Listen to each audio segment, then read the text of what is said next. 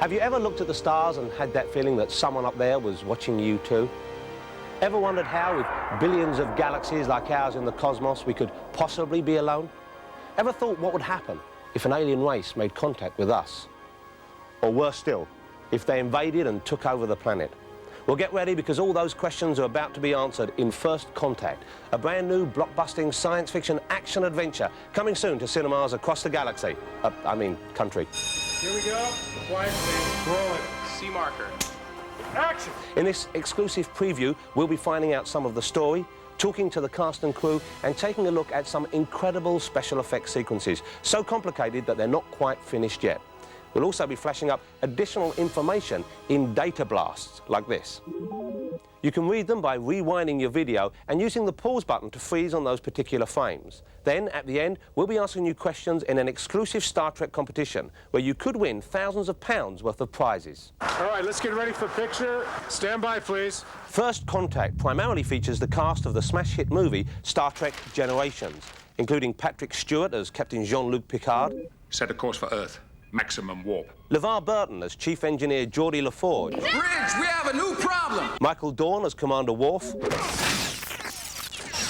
Gates McFadden as the ship's doctor, Beverly Crusher. All right, let's move them out. Let's go. Marina Sirtis as Councillor Deanna Troi. Your family history is very important to you. Brent Spiner as the sophisticated android Data.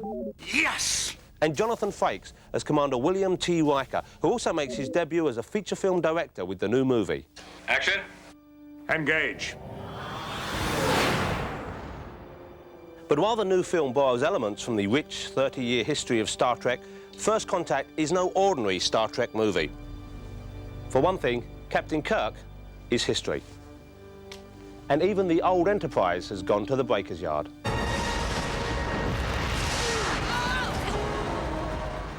Well, they're all blaming me because I was driving, but I think the planet we crashed into just came out of nowhere. I don't know where it came from. Star Trek First Contact is the first of a new breed, cutting loose from the original film and television series with a brand new Starship Enterprise and a thrilling story that will have you on the edge of your seat. In First Contact, the future history of mankind is under threat from an alien race called the Borg. Computer, give me everything you have on the Borg, and I don't want to hear about Swedish tennis players. The Borg are these beings that are half human and half machine. There was always something unsettling about a half-human, half-machine. Well, they look almost human. And that's, I think, what makes them most scary. That you feel, ooh, could that have been me? They're very threatening. They're kind of scary. They're more like a swarm than a specific individual. They fly in cube-like ships that are quite impenetrable. And they're a group that savagely assimilate worlds and people like a swarm of ants going across a picnic table. They assimilate everything in their paths and say, we want you to be like us, and we're right, and we don't care about your point of view or anything. It looks like the control deck's 26 up to 11. They'll assimilate the Enterprise and then Earth. They're unstoppable. They're able to adapt to almost any weapon within seconds. They're very technologically advanced. The Borg are clearly not pleasant folks. I think the Borg are the coolest bad guys we've ever met on Star Trek.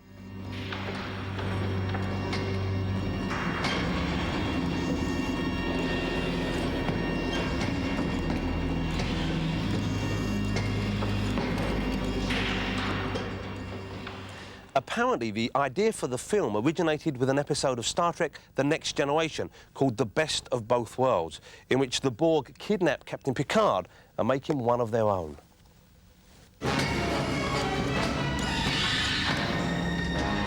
Jean-Luc.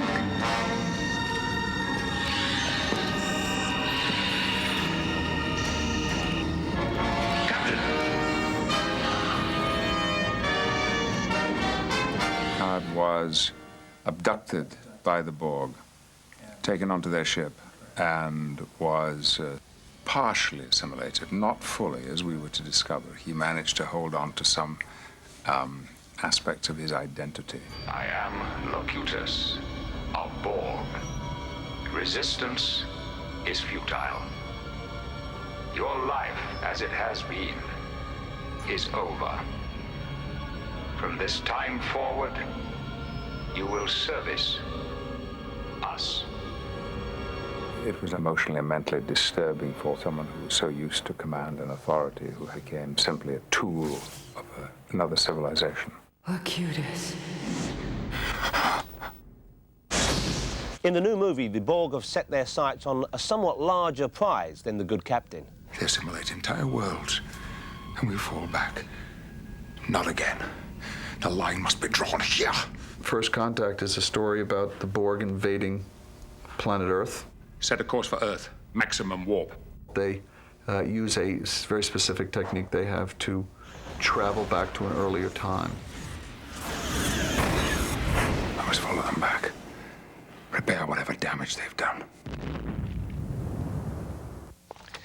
It seems that the Borg plan to go back in time to the 21st century when a brilliant scientist by the name of Zefram Cochrane makes the first faster-than-light journey. Let's rock and roll! Zefram Cochrane represents to the post-21st century what perhaps the Wright brothers, the aviators, represent to us in the 20th century. He's the guy who started the whole idea of our being able to travel faster than light, which means our being able to get to other worlds. They were firing at the surface. Location. Western Hemisphere. North American continent. It's like a missile complex in central Montana. Data, I need to know the exact date. April 4th, 2063. The day before first contact. That's what they came here to do, stop first contact. The Borg figure that if they can stop Cochrane from making his inaugural flight, then they can prevent mankind from ever making first contact with other races and wipe us out in the process. Although I haven't actually got that far in the script yet. Let me just make sure that I understand you correctly. Cybernetic creatures have traveled back through time to enslave the human race. And you're here to stop them? That's right. Cochrane is played by Oscar-nominated actor James Cromwell. He was Farmer Hoggett in the film Babe. He's a rocket scientist. And he's sort of a maverick. Sort of a loose cannon, you know, a throwback to the 1960s. And you people, you're all astronauts on some kind of Star Trek. When we were creating the character of Zefram Cochrane, we always had Jamie in our head. And then Babe came along, and all of a sudden he was nominated for an Academy Award, and we thought, oh my God, we're not going to get him. He's too big for us now. And because we had worked with him on a number of occasions before, we were delighted that he did, in fact, take the role.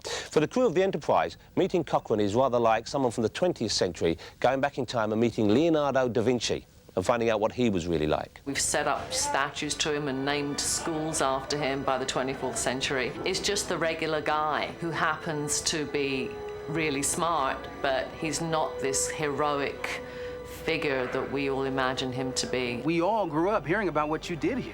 Really? You're standing almost on the exact spot where your statue's gonna be. Statue? Oh, yeah. He is somewhat reluctant. He's a very, very reluctant hero. And because I am the counselor and an empath and the one that's supposed to be able to deal with people better than anybody else, they send me down to Earth to meet with him. Troy's real pretty, so, hey, it never hurts, right? So I introduce her to tequila. Of sorts, it's sort of a home brew and rock and roll. May she rest in peace.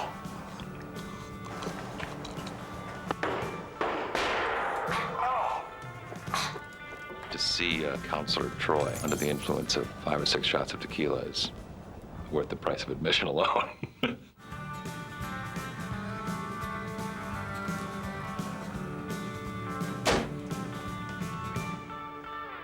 Now, wait a minute. I thought Zefram Cochrane already had a woman friend. That's right. She's Lily Sloan, played by another Oscar nominee, Alfre Woodard. I got a script, and so I read it, but within the first 10 pages, I was hooked, and I was reading like I was reading narrative, like I was reading a book, and it was thrilling, it was exciting, and you find yourself like really pulling for people.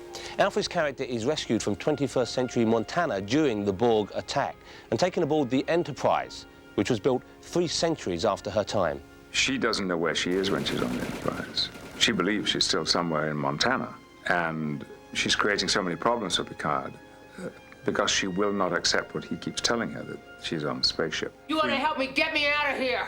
I think she's a bit of a romantic adventurer, but she's been trapped by her circumstance and where she lives. Once she gets comfortable with Picard, I think she's in awe of this ship.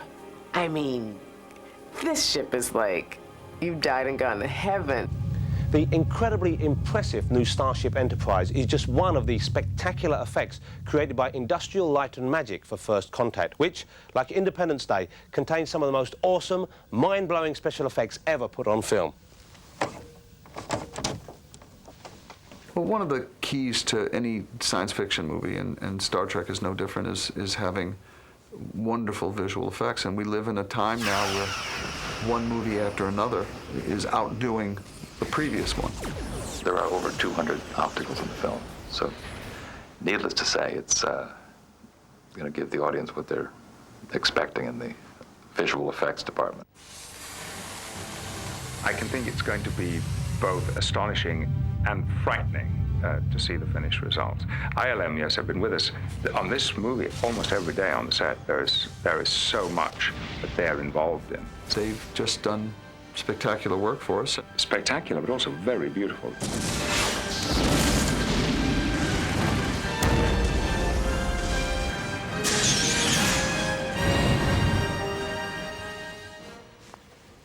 Many of these scenes are still being worked on, so you're really getting a sneak preview of some of the action from the film. Here's one of the movie's key sequences, which takes place outside the ship. It was decided to film these scenes at full scale, requiring a massive set to be built. So much is now being done electronically in the way sets look, you know. But our sets were there. They were built. How are you doing, Mr. Worf? Not well, sir. Try not to look at the stars. Keep your eyes on the hull. It's a tiny detail on the ship, but because our ship is so big, it's a huge space. I mean, it's big. I mean, we're on a big stage and it's a big set, but once the boys at the special effects people get their hands on it, it's going to be a spectacular scene.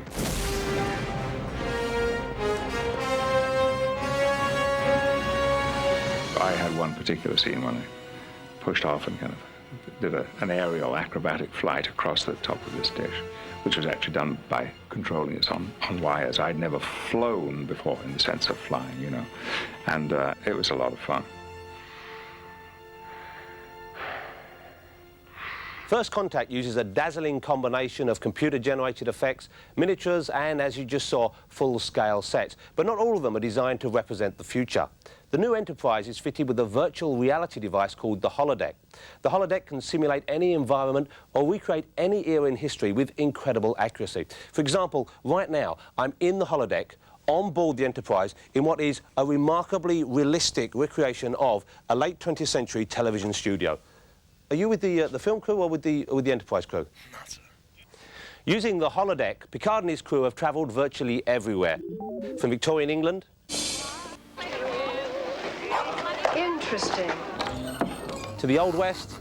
Looks like Sheriff Worf's here to arrest me. ...to the deck of an 18th century ship. Remove the plank!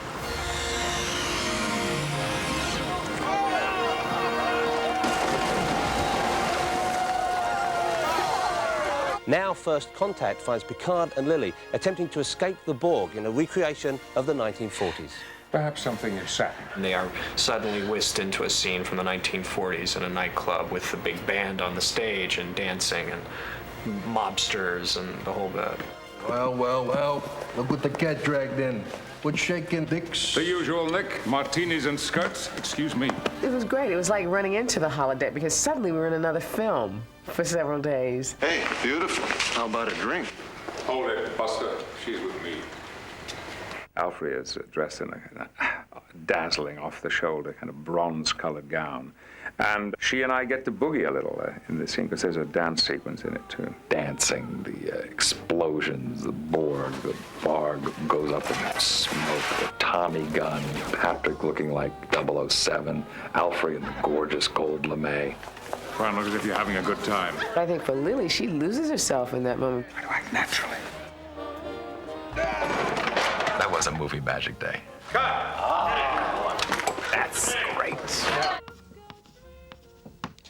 Now, it's taken me a while to work all this out, as you can see, but I think I've got it right now. The movie starts in the 24th century. Then we follow the Borg back to the 21st century. There's a holodeck simulation, which takes place in the 1940s. And, of course, the movie's released in 1996, which leaves us very nearly out of time. But we do just have a few moments left to ask the cast and crew if they can tell us a bit more about the film.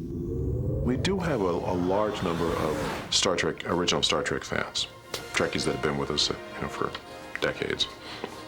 But we also have a lot of people. Well, I never watched science fiction before, and now I do. And so, for that group of people who just like, exciting stuff, I think it's going to be wonderful. It's going to be interesting from different points of view, special effects wise, and to see the Borg and all of the action and the story and all of that. The action stuff, I think, will speak for itself. I think it's just going to be a good entertainment, a really exciting and interesting entertainment. I think it's a good story. I think it's been shot wonderfully and performed very well, and it should be enjoyable.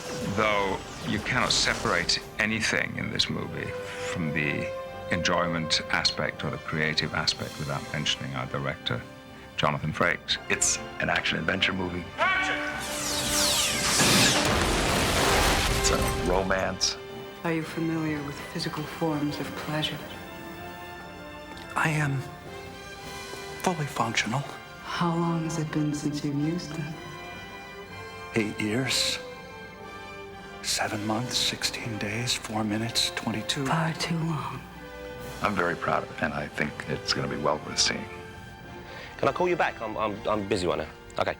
There's just time to give you a glimpse of some of the Star Trek goodies we'll be giving away in our competition at the end of the show. Now, I hope that you haven't been paying attention, otherwise I'll have to part with this Pioneer Laserdisc player and disc, as well as the entire back catalogue of Star Trek videos from CIC and books from Simon & Schuster. First Contact is released to coincide with the 30th anniversary of the Star Trek phenomenon. So much for Captain Kirk's original 5-year mission. And while the new movie has many of the elements that have helped to keep the Star Trek torch burning throughout those 30 years, First Contact is Star Trek with an edge. A dark, threatening vision of one possible, unthinkable future. After all, an alien invasion could happen at any time. It might already have happened. Any one of us could be turned into a Borg at any time. No one is safe. Anyone can be assimilated. Resistance is futile. Resistance is futile.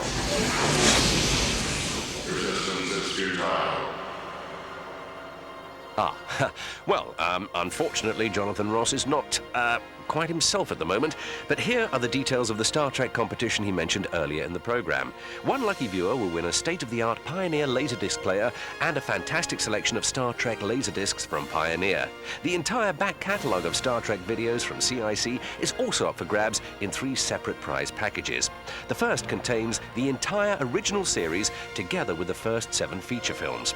The second features the entire collection of Next Generation videos, while a third comprises all the Deep Space Nine and Voyager tapes, including the first from each of the new seasons being released in January 1997. Finally, yet another lucky viewer will win the back catalogue library of Star Trek publications from Simon & Schuster. To win one of these great prize packages, just call 0894 123 321 and answer 3 Star Trek trivia questions. The answers can be found in the Data Blast sections of the video you've just seen. To read them, you need to rewind the tape and pause on the relevant sections. The number to dial is 0894 123 321. Lines will be open from December the 11th, 1996 to January the 31st, 1997, and calls cost 25p. Good luck.